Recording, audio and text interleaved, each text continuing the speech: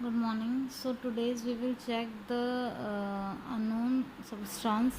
So for this, each of you receive two vials, one containing liquid unknown and one a solid unknown. You will perform a number of experiment procedure on the compound of gathered data. The compound are part of a finite number of compounds that are listed for you in order to increase MP melting point and BP boiling point. You will determine the actual structure of your unknown by applying your experimental data to these lists, obtaining a shorter list to possible compound and performing further experiment to make the final determination. Since each of you has a different compound, you will have to work independently for that.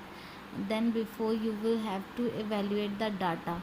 So now we can't do this in the lab, so we will know how this experiment will be performed. So let's start from the solubility test. For these tests, you should use approximately 30 mg of your compound in 1 ml of solution to give you a 3% solution. The words soluble and insoluble are qualitative, not quantitative. We will use 3% as a determination of solubility. If your compound is not completely soluble as a 3% solution, you can call it insoluble or partially soluble. Moreover, some compound will are not soluble at room temperature, may be soluble at high temperature. Therefore, after obtaining data at room temperature, heat your solution in a water bath at 70 degrees Celsius or higher and observe any further changes. The result you record may have more meaning later when you know more about your unknown compound. You will test the solubility reactivity of your compound in 4 different solutions. Procedure: into 4 lab test tube, add 1 ml of water, 5% aqueous HCl, 5% aqueous NaSCO3 and 5% aqueous NaOH to each tube and approximately 30 mg of the unknown. Shake it well for second. Record your observation. It may take several minutes for unknown to appear to dissolve or react. After suitable time, heat the 4 test tube in the water bath and observe. Look for color change, evaluation of gas, any evidence of reaction such as precipitate and enhanced solubility. Record the observation. Repeat the solubility test for the other unknown compounds. Most organic compounds are not water soluble. Only lower molecular weight or high polar compound will be water soluble to 3% salt of acidic or base will often be soluble. If a compound is not soluble in water, solubility in acid suggests that it is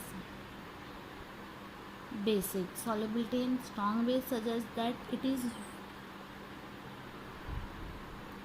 weakly acid, and solubility in weak base suggests that it is in a strong acid. Whatever determine uh, make from this solubility test, you will collaborate the suggestion with other data including class test and analysis of the compound infrared spectrum. Compound which are insoluble in all of the above liquid can be tested for the solubility and color change in concentrated sulfuric acid. Then class test.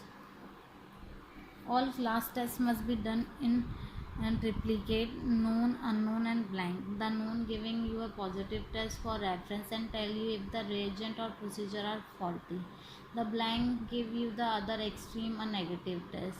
The result you obtain from your unknown can be put into the possessive.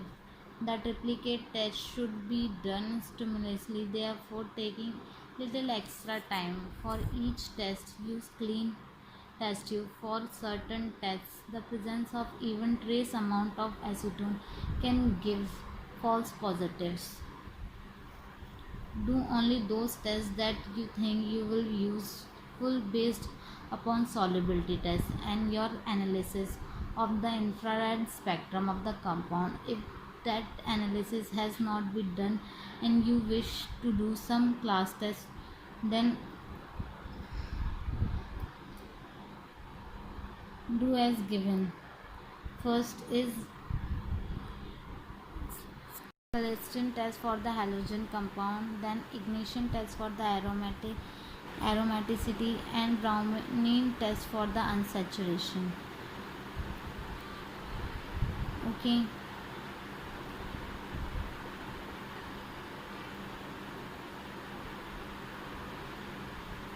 Then Bayer's test for unsaturation. So let's do some tests today, then we will do other later on. Okay. So first is Celestine test for halogenated compound. This test is very sensitive. Take a piece of copper wire with a loop on the end and heat it to the flame of Bunsen burner until it glows red. Allow the wire to cool, but avoid contaminating too, especially if you put it down on the hood surface. Dip the cool loop into the known compound and place it on the flame. You should observe a green flame after the first few seconds. When you know compound burns, yellow flames come. Burn off all remaining halogenated known compound. Heat the loop until the glow red. Then let the loop cool and run the test of unknown solid or liquid. For known, use bromobenzene or chlorobenzene for liquid and halogenate benzoic for the solid. This test is done in a hood. Next is ignition test for aromaticity. Place a small amount of compound on the end of a spatula or on a porcelain lid and apply the flame from a Bunsen burner. Highly unsaturated compounds such as aromatic compound burn with a yellow smoothie flame. Use naphthalene for the solid unknown and toluene or xylene for the liquid known. This test should be done in the hood. Next is bromine test for saturation. Alkene and alkynes will readily add bromine across the multiple bond unless there are electron withdrawing group on the multiple bond. One observe the rapid disappearance of the red-brown bromine color. Aromatic compound can react with bromine more slowly to give bromine substitution and the formation of hydrobromine, which can sometimes be observed by placing a piece of wet litmus paper over the mouth of the test tube.